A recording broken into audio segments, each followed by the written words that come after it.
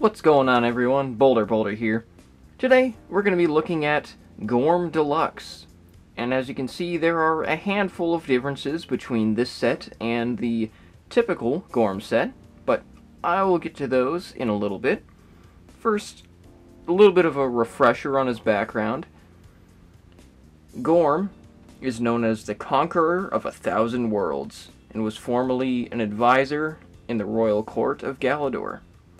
However, he currently rules most of the outer dimension, and, well, he has various abilities such as extreme intelligence, telekinesis, and the ability to glinch, which he actually stole from Nick Bluetooth. And as you can see, he's kind of glinched right here. So, let's do a comparison between him and the regular version of Gorm. The most notable differences are as follows, and pretty evident. The printing on the body, whereas it's just purple on here.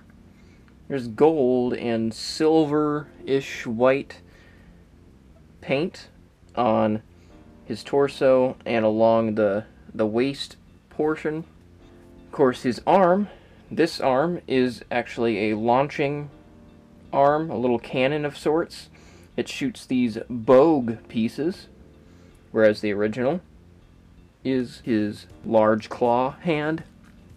Also on his back, he has a few extra pieces, another bogue missile, as well as an extra waist guard. But on this one, it's just blank. My guess as to why it included this one, mostly because it kind of just evens out having this other bogue on the back, you know, just to make it look a little bit better. Then the back of regular Gorm, nothing but the sockets. Now it's time to get into the finer details of this figure. So here we have the feet. Pretty basic, they're literally the exact same mold as Gorm Basic. Moving on up, same with the upper leg molds. They're the same as well. Waist piece, same mold, just different print. And I do like that printing, it looks pretty cool. And as always, the printing on these Galidor sets are actually very well done, I would say, for their time. The torso, it also looks very, very good. Pristine molding. There's pretty much no little extra splotches anywhere from the paint application. The arms are exactly the same as the other version of Gorm.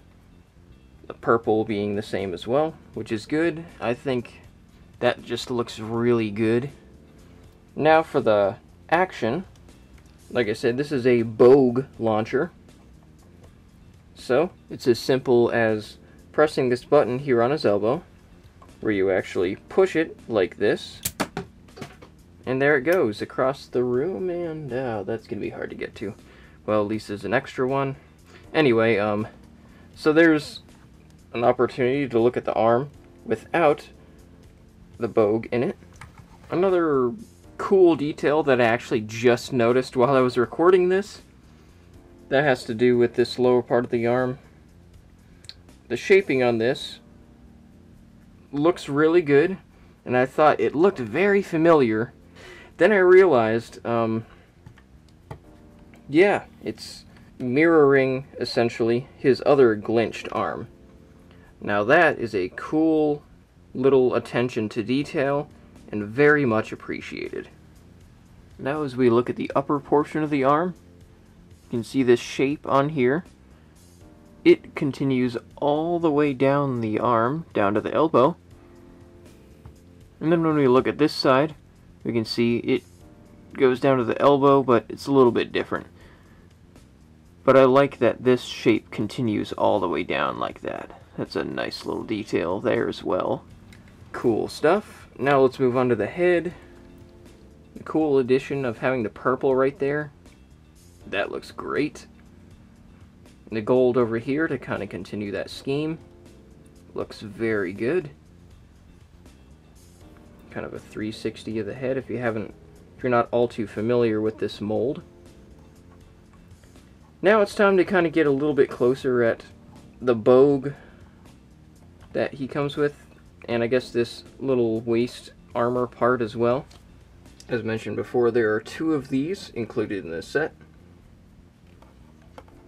The face, you know, kind of definitely bug-like, but it also kind of reminds me of a cobra with this piece here. Almost a little G.I. Joe-esque. Here on the back you can see where it fits into the cannon, and then right back here is the part in which you can insert into one of those slots in the back of the figure. And then as for this extra piece, because I didn't really get it in the original Gorm review, the shaping on here is pretty cool. I mean, it fits exactly in with the figure, and then on the back there's this interesting shape, these little arrows, ribbing or something. That looks cool, almost looks undersea creature-like, kind of the vibe that gives me. But anyway, little detail there. Like I said, didn't show it in the other one, so I wanted to show it here. Now let's get into my final thoughts of this figure. So, in closing, my final thoughts. Would I recommend this set? Absolutely, yeah. And, I mean, it's good. It does live up to the name, Gorm Deluxe. It kind of just really adds to him and looks really cool. Has a cool function, whereas the, you know, original Gorm doesn't have really any action feature. This one has the bogue launcher, which is pretty cool. But ultimately, it's up to you whether you want to get this one or the original Gorm first. Probably original, just so you can get a kind of taste of what the regular figure's like, and then definitely go ahead and get this one if you would like to. I guess that's all I have for you guys. Thank you so much for watching, subscribing, hitting that like button, all those wonderful things. You fans are amazing. And thank you for watching my Galidor reviews. You guys have a great day. Goodbye.